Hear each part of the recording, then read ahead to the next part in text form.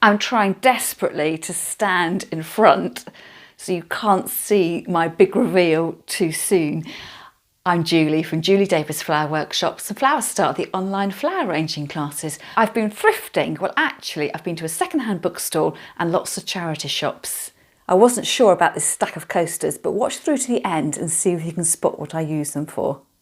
If I stand to the side a little bit, I can give you a glimpse of my Happy Easter chalkboard, which originally was a tatty old print, but in quite a lovely frame. That particular DIY didn't go as smoothly as I'd hoped. I was going to edit out my mistakes and produce the perfect image, but I thought that wouldn't help you. So I have made the mistakes so that you don't have to if you decide to copy this upcycling project. As always, I hope you enjoy the video, so please give it a like. Don't forget to subscribe to my channel and hit the notification bell, and then you'll always know when I upload a new video. Don't forget to check out my other spring flower arranging projects. I'll leave a link up here. I made the Happy Easter stencil using my new Cricut machine. I'll leave a link to the playlist up here so you can see what other projects I've been making with that new toy of mine. I'll also leave a link to it in the description box below if you want to have a look. So you're joining me here in Rochester at Baggins bookstore and warren of bookcases, but I know if I go down this corridor, down the steps and turn off to the right, I'll find two shelves of flower arranging books. This is Flowercraft by Violet Stevenson. Lots of flower arranging projects in here and also lots of black and white drawings. Quite funny to look at, the book is so old, but these books always have really great instructions and care instructions right at the beginning. Another dried flower arranging book by Constance Spry, and if you do see any dried flower arranging books, I would highly recommend you buy them from a charity shop or second-hand bookstore, because dried flowers are really coming back into fashion.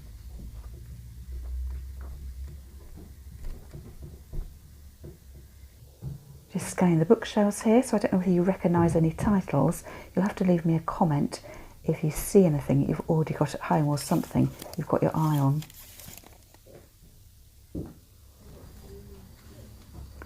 Constance Spry, she did come home with me.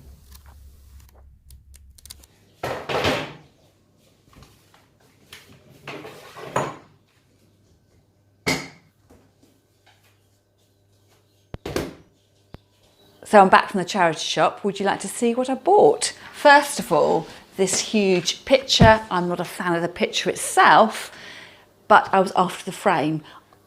I rather thought I would paint the picture with chalkboard paint and then write some words on for Easter and have that propped up in my living room. So I shall do that as a little DIY project. I also bought these little tiles. I think actually the picture frame was £4. These tiles were £3.50. I was quite pleased with this little find. This is a Wedgwood vase. It cost me £2.50. It is tiny. And finally, these books. So I picked up this little book, which was originally, when it was first printed, 6 shillings, and that's Constance Spry, Simple Flowers. Another Constance Spry book here. So this is written by Harold Piercy, who was a great friend, I believe, of Constance Spry. My only concern about this is, I think possibly, I have several other Constance Spry books, and the cover is different from the book I have, and I need to just check inside. I haven't bought exactly the same book, but just with a different cover. And then the last book was Julian Clements, so a really huge name in the world of NAFRAS flower arranging clubs. So I don't have any of her books, and I thought I would give that a go. And it's with the old flower arranging books, they have lots and lots of black and white photos. So it's always quite amusing. There is the occasional colour plate. So I'm going to enjoy reading that, particularly not so much about the designs themselves, but it's the mechanics that interest me and what I can learn from the old ways of doing things. So I am going to sit down, have a cup of tea, and then I'm going to get my chalkboard paint out and start work on that picture frame, converting that to something I can use at home. You'll see me here adding masking tape to the edges of my frame so I don't slop paint all over the place. Before I got to this stage, I did try and take the photograph out of the frame, but I just couldn't get it out. But I did give everything a really good wash down. Opened my can of paint using my floristry scissors and then started painting. So quite a thick layer of paint, let that dry and came back with a second layer of paint. I then took off the masking tape, and I did have to go in with a really small brush just to go around the edges where I'd missed bits.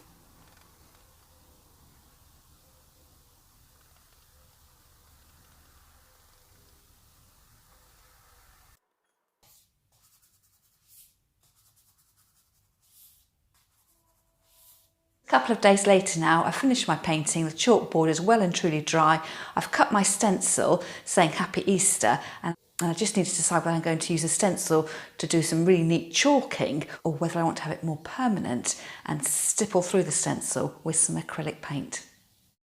So here I am taking off the masking tape, and this is when I discovered that I had missed a few bits, so I went in with a tiny paintbrush.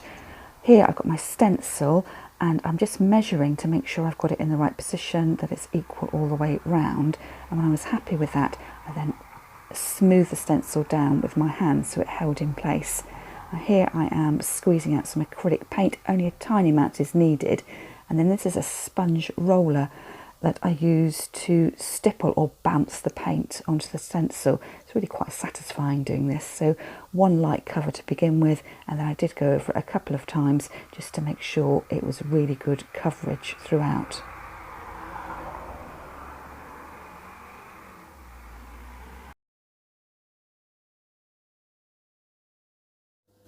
And now the moment of truth. I put a couple of coats on of the acrylic paint, and I've just started to peel off the corner here, so we'll see how successful the stencil was.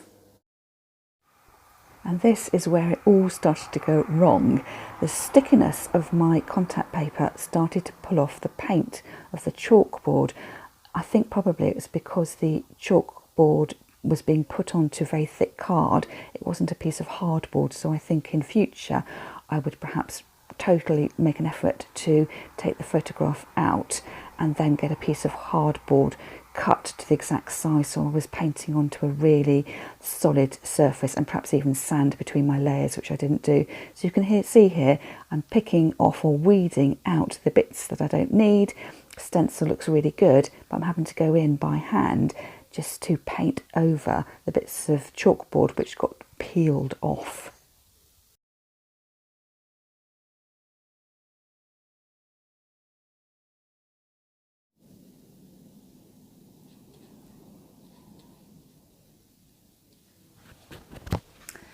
I think that's looking better already, adding a bit of black paint where I'd scuffed off the cardboard. I'm going to go back in with my acrylics just to touch up the white now.